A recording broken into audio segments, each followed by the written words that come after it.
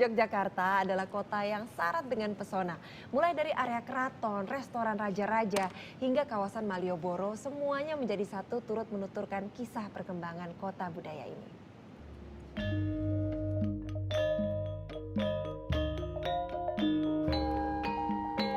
Berbicara tentang Yogyakarta, tak lepas dari sejarah panjang bangsa ini. Daerah Istimewa Yogyakarta adalah wilayah tertua kedua setelah Jawa Timur yang dibentuk oleh pemerintah negara bagian Indonesia. Status ini adalah warisan dari zaman sebelum kemerdekaan. Namun, jauh sebelum itu, pemerintahan Yogyakarta sudah didirikan oleh Pangeran Mangkubumi yang memiliki gelar Sri Sultan Hamengkubuwono I, Raja pertama Jogja pada tahun 1755. Pemerintahan terpusat di Keraton Ngayogyakarta Hadiningrat. Pada saat itu, keraton memiliki fungsi penting sebagai pusat pemerintahan sekaligus sebagai tempat tinggal raja. Keraton Yogyakarta menunjukkan eksistensinya dari masa ke masa dan tidak hanya berfungsi sebagai pusat pemerintahan saja, lebih dari itu Keraton Yogyakarta juga seolah memiliki magnet bagi rakyat Jogja dan juga bagi wisatawan yang datang ke Jogja. Sebagai daerah istimewa, keraton memiliki kontribusi nyata kepada Republik Indonesia di era kemerdekaan. Raja pada saat ini, Sri Sultan Hamengkubuwono X, sekaligus juga menjabat sebagai Gubernur Yogyakarta dan masih tinggal di keraton. Sisa-sisa kejayaan keraton peninggalan Kerajaan Mataram ini masih dinikmati masyarakat luas.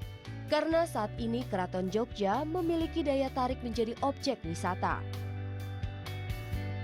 Salah satunya berwisata mencicipi menu kesukaan raja di sini.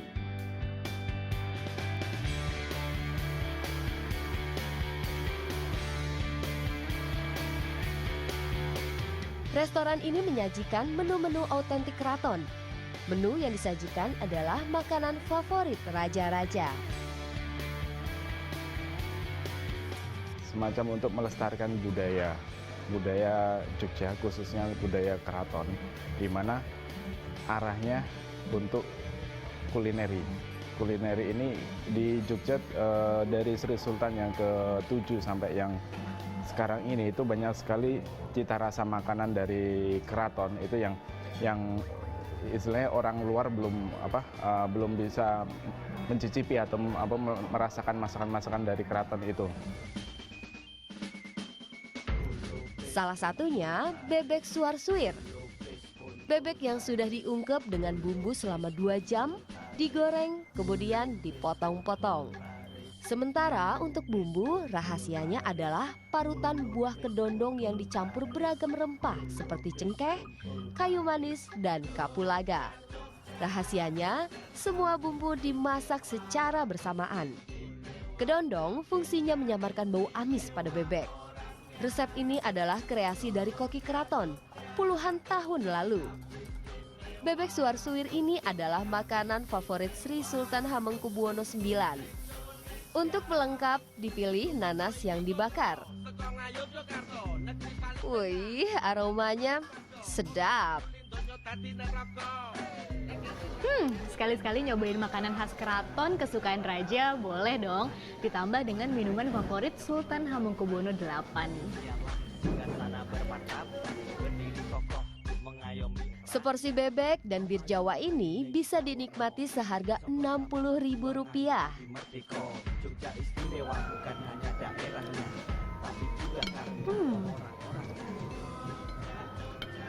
Namanya juga hidangan khas raja, jadi harus penyajiannya juga sempurna, rasanya juga sempurna.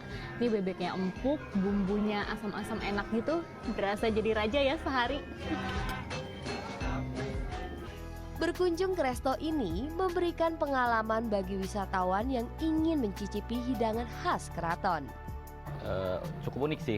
Jadi emang biasanya kan rata-rata kan semua pada modelnya yang kayak pada arah ke Eropa segala macam kan. Sekarang kan saya lebih suka aja cari yang memang model yang arah makanannya yang tradisional punya gitu. Jadi biar nggak bosan ya cita rasanya semua. Selain bertempat di area keraton, resto ini juga kerap menjadi tempat Sri Sultan untuk menjamu tamu-tamu penting.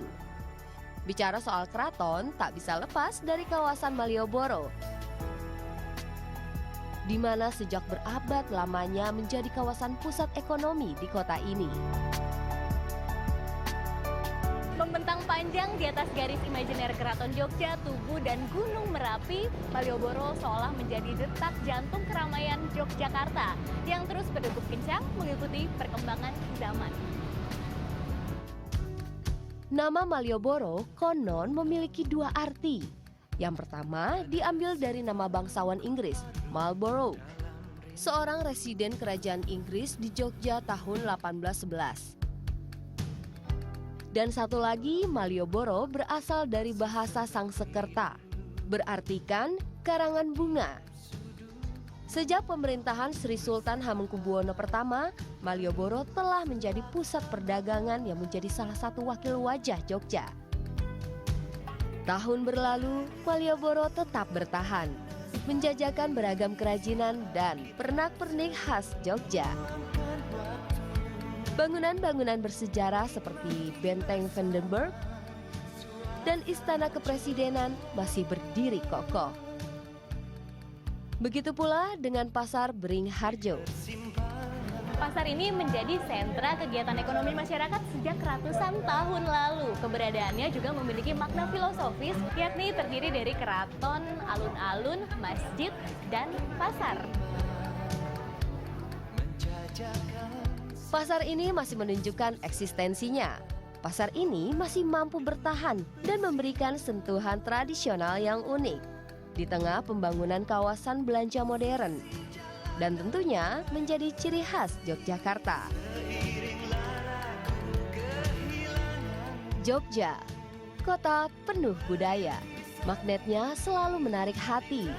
Baik warga lokal maupun pengunjung seolah ingin kembali dan kembali lagi ke Jogja. Dirgahayu, Yogyakarta. Priyanti Isana, Hari Dwi melaporkan untuk NET.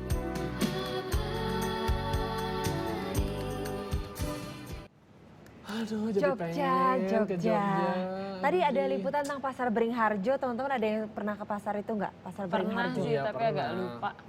Kamu belanja batiknya di sana senang kamu. sekali kalau ke Jogja itu emang pasnya kita ibaratnya Pak Jokowi belusukan gitu ya, kita juga belusukan masuk pasar-pasar karena suka nemu harta-harta karun loh di situ. Seperti apa? Batiknya suka bagus-bagus, terus memang dia kan banyak daster-daster tradisional gitu buat baju tidur di rumah. Oh, itu seru banget. Apalagi di depannya itu banyak jajanan, banyak pecel-pecel yang asli dari mbok-mbok yang jualan di situ. Aduh, itu Kamu kayak nikmat. ibu saya aja kalau tidur pakai daster gitu.